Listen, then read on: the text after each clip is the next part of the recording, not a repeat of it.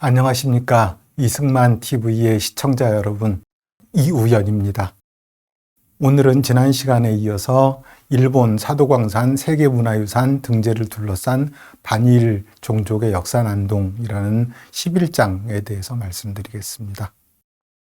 반일 종족주의 세력과의 전쟁에 있어서 지난 시간에 말씀드린 위안부 문제, 그와 더불어 또 하나의 중요한 문제가 이 소위 강제징용 문제가 되겠습니다. 오늘은 그에 대해서 말씀드리는 것이죠. 지난 2024년에 있었던 일이고 올해 있었던 일이니까 여러분들이 그 과거의 상황을 되짚어 보시면서 이후에 책을 읽어 보시면은 쉽게 짐작이 되고 이해가 되실 거라고 생각합니다.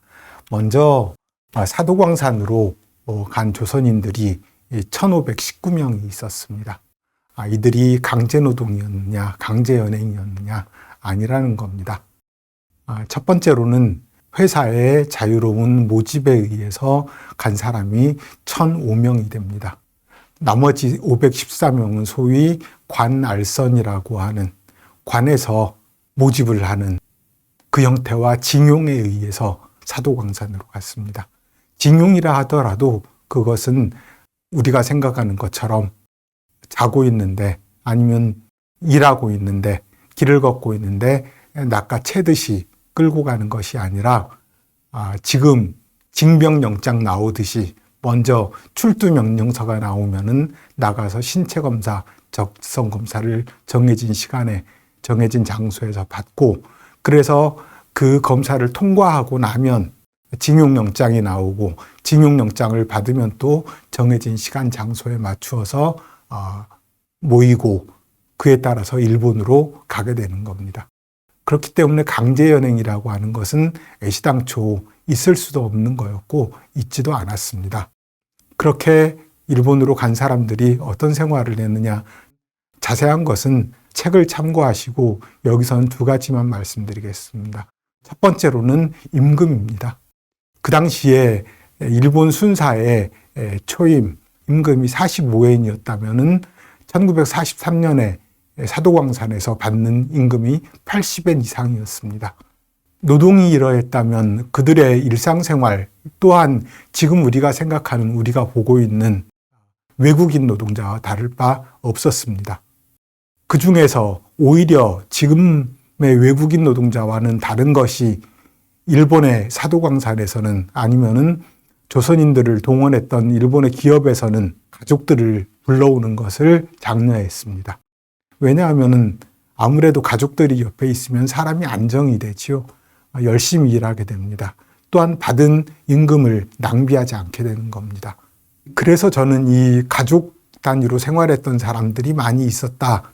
처음부터 가족과 같이 가는 것이 아니라 가서 몇 개월이 지난 다음에 초청을 하는 겁니다. 그렇게 초청을 하는 사람들이 사도광산의 경우에 20%가 됐습니다.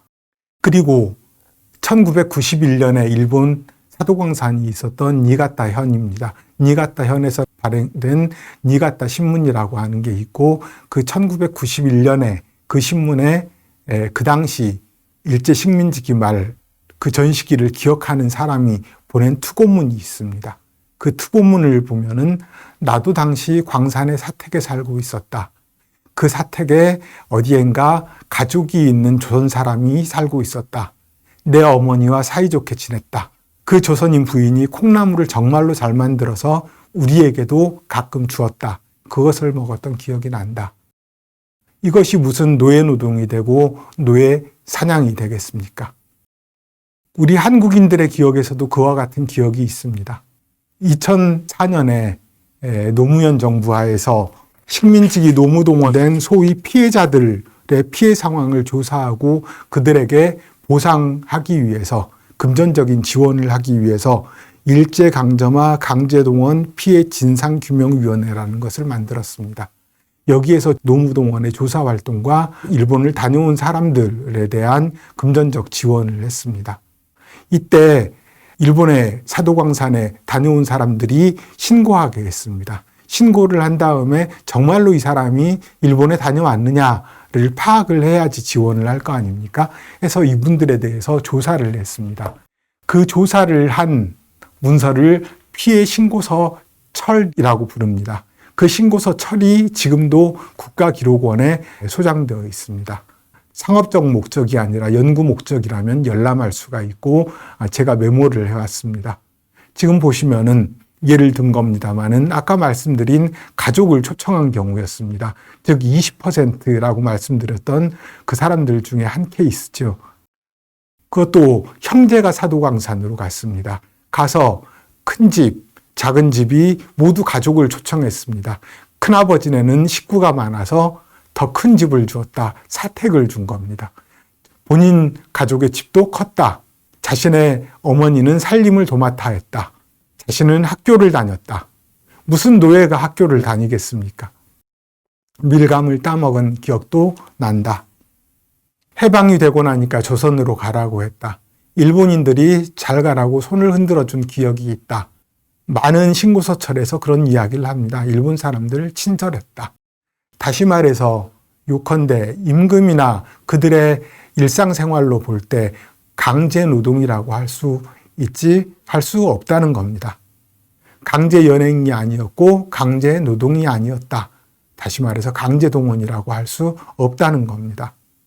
전시, 단기, 이민을 했던 겁니다.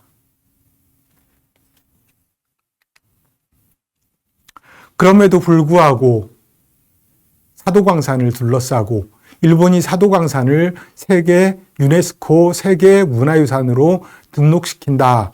그런 움직임이 벌어지자 또 한 번의 역사 난동이 일어났습니다. 학계에서, 언론계에서, 정가에서 그러한 난동이 벌어졌습니다. 먼저 학계를 보겠습니다. 정혜경 씨라고 하는 분이 대표적입니다. 강제동원을 주장하는 강제동원론자입니다. 규폐증이라고 있습니다. 금속광산에서 일하면은 5년 이상 일하면 걸릴 수도 있는 질환이 규폐증이라고 하는 겁니다. 그 규폐 질환을 막기 위해서 조선인을 동원했다는 주장을 합니다. 하지만은 잘 아는 것처럼 전시 노무동원을 했던 이유는 일본의 모든 젊은 사람들, 청년, 장년층이 전선으로 나갔기 때문이었습니다.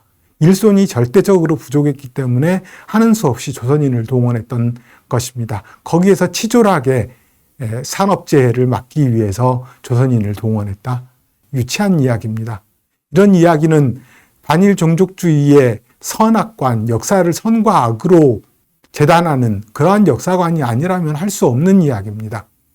갱내 노동은 조선인이 담당했다. 갱내 노동이 더 위험했다. 사실입니다.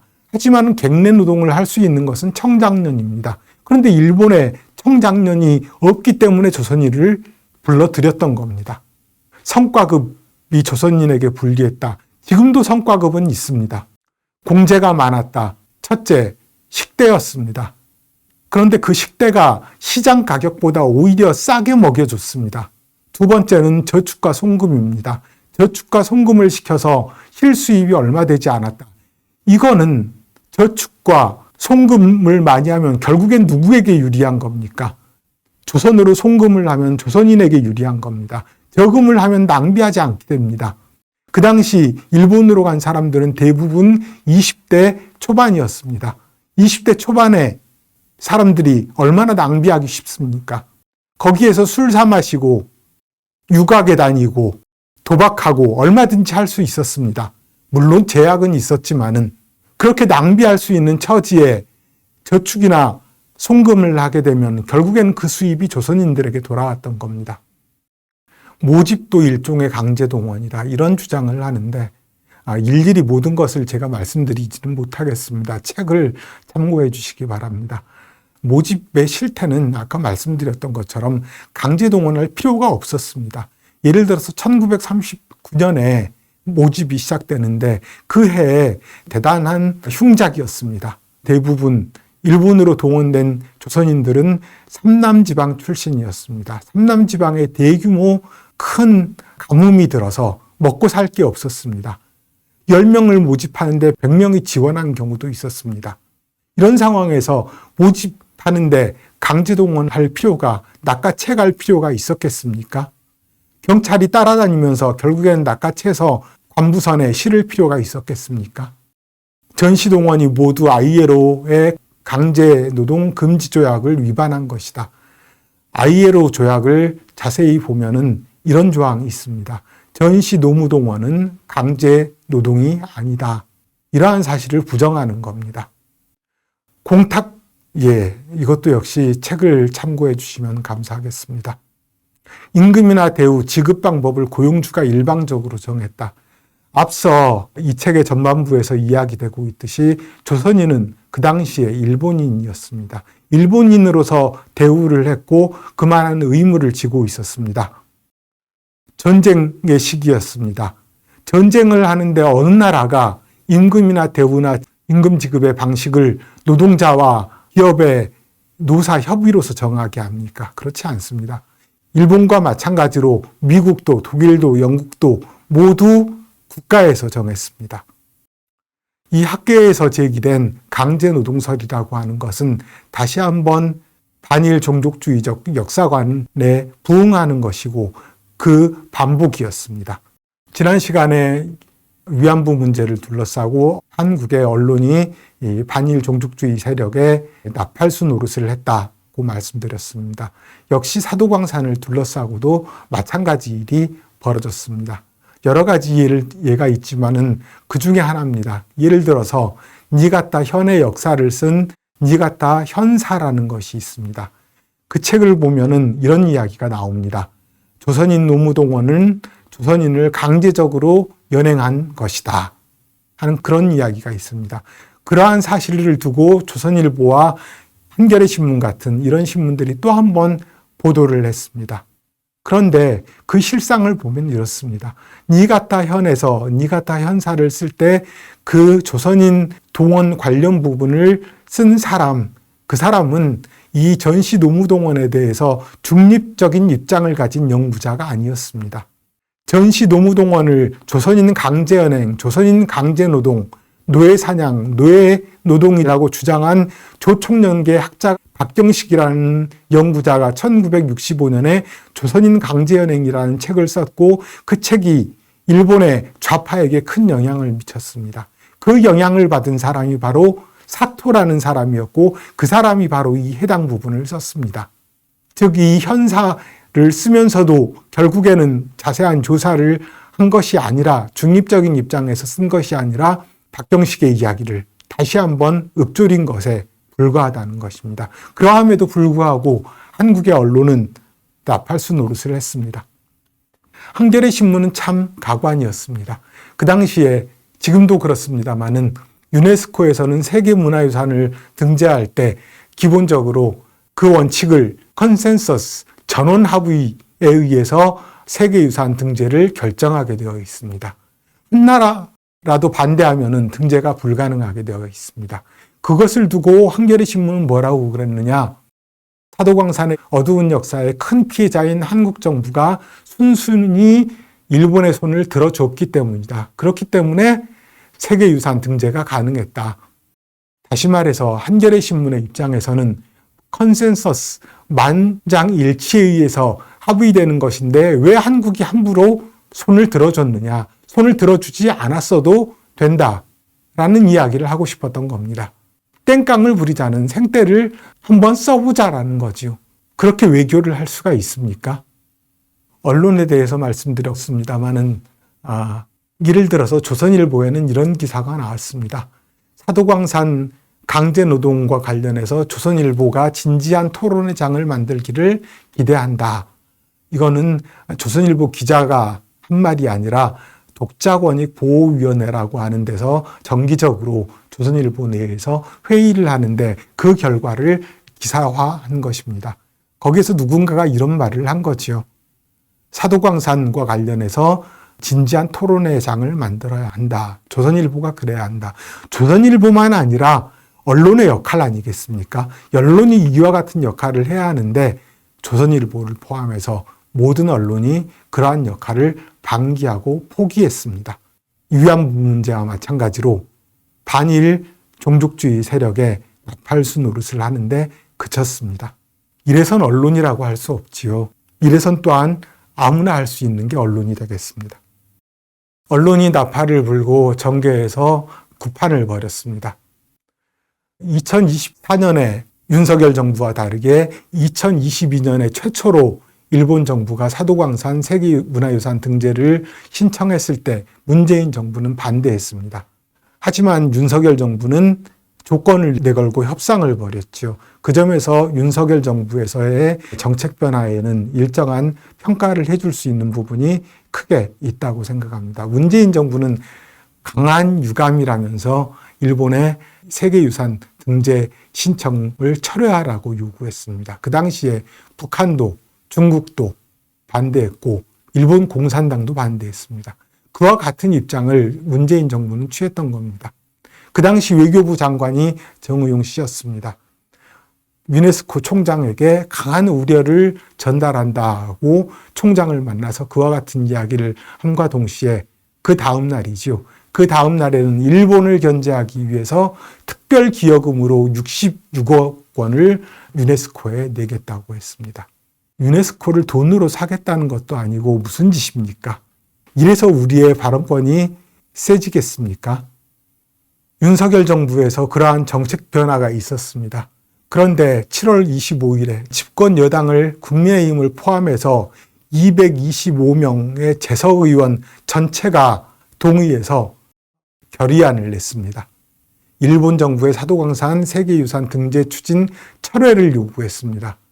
왜냐하면은 사도광산의 경우에 세계유산의 취지에 걸맞지 않는다. 미래지향적인 한일 관계에 도움이 되지 않는다고 했습니다. 그래서 대한민국 국회는 일본 정부가 과거사에 대해서 진정한 반성과 책임 있는 자세를 요구한다. 이런 내용을 담아서 이행 촉구 결의안을 낸 겁니다. 하물며 국민의힘까지 이런 짓을 벌였습니다. 이 책에 썼습니다마는 사도광산은 최소 늦게 잡아도 1600년경부터 금을 생산했던 광산입니다. 때로는 그 당시 산업혁명 이전에 수공업 생산 기술로서는 세계 가장 많은 금을 생산하기도 했던 것입니다. 그에 반해서 조선인 전시노무동원은 불과 6년이었습니다.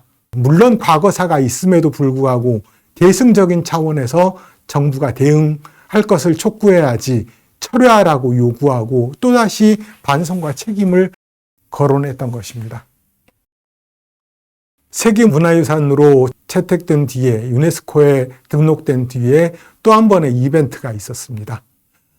민주당의 이강원 의원을 비롯해서 소위 사도광산 진실수호 대한민국 국회의원단이라고 해서 사도광산을 방문했습니다. 한다는 소리가 사도광산의 박물관에 가보니까 출처불명의 나무 도시락 하나뿐이더라. 왜곡 발언이었습니다. 사도광산이 있었던 아이카와 정입니다. 아이카와 정의 향토박물관에는 조선인 전시동원과 관련된 모든 자료가 전시되어 있습니다. 그 사실을 왜곡했습니다.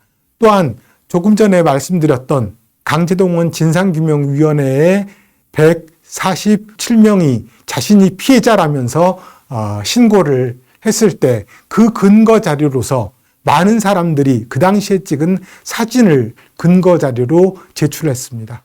그 사진을 보면은 모두 건강한 모습입니다. 또한 이렇게 아까 말씀드렸던 것처럼 가족을 동반했고 그 여성들이 모여서 찍은 사진도 있습니다. 이러한 사진들이 있으니 국가기록원에 그러한 사진을 아이카와 향토박물관에 보내서 전시하게 하라. 그러면 될 노릇입니다. 하지만 그런 주장은 하지 않습니다. 왜? 강제동원과 부합하지 않는 사진이기 때문에 그렇습니다. 자신들의 입맛에 맞는 자신들의 주장에 유리한 그러한 증거들은 제시하기를 원하고 그렇지 않은 것은 감추겠다는 태도입니다. 작년 말 11월 24일의 일입니다. 사도광산에서 추도식이 개최되었습니다. 그 사도광산에 일본 정부를 대신해서 이쿠이나 여사가 나왔습니다. 그 자리에서 이야기한 것이 지금 보시는 바와 같습니다.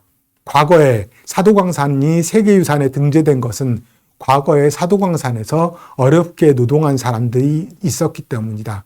그분들의 노고에 진심으로 경의를 표한다. 돌아가신 분들께 다시 한번 깊은 애도의 뜻을 표한다. 특히 먼 조선에서 오신 분들이 노동한 것에 대해서 유감스럽게 생각한다. 외교라는 건 자신의 요구를 하더라도 입장을 바꿔서 생각할 수 있어야 되는 것이 외교 아니겠습니까? 일본의 입장에서는 이와 같이 말하는 것이 최선이었습니다. 그런데 한국 정부에서는 이 안에 조선인 노무동원이 강제 연행이라고 하는 또는 강제 노동이라고 하는 이와 같은 문구가 포함되어 있지 않다는 이유로 사도광산 추도식을 보이콧했습니다. 지금 보시는 모습입니다. 이 모습을 두고 대부분의 한국 언론이 이러한 류의 사진을 보도했습니다. 이 사진을 놓고 반쪽짜리 추도식이라고 했습니다. 저는 하지만 반쪽짜리 추도식이라고 하는 그 명명부터가 사실을 왜곡하는 것이라고 생각합니다. 아까 말씀드렸던 것처럼 사도광산에 1519명이 갔지만 강제연행이 아니었고 강제노동이 아니었습니다. 강제동원이 아니었습니다. 또한 6년이었습니다. 길게 봐서 6년이었습니다. 400년, 500년, 600년의 역사를 가진 사도광산이었습니다. 어떻게 반이 되겠습니까? 이재명 씨에 대한 2심 판결이 있었습니다. 정권이 바뀌고 나면은 이러한 일이 더욱 증폭될 겁니다. 사도광산 협의가 뒤집어질지도 모릅니다. 윤석열 정부 하에 있었던 전시 노동자에 대한 재단에 의한 금전 지원으로 문제를 해결하는 이러한 방식 뒤집어질 것입니다. 박근혜 정부 하에서 2015년에 있었던 위안부 합의 뒤집어질 것입니다. 이러한 모습이 앞으로 매년마다 반복될 겁니다. 왜? 우리나라 야당이 반일 종족주의에 선봉에 서 있기 때문입니다.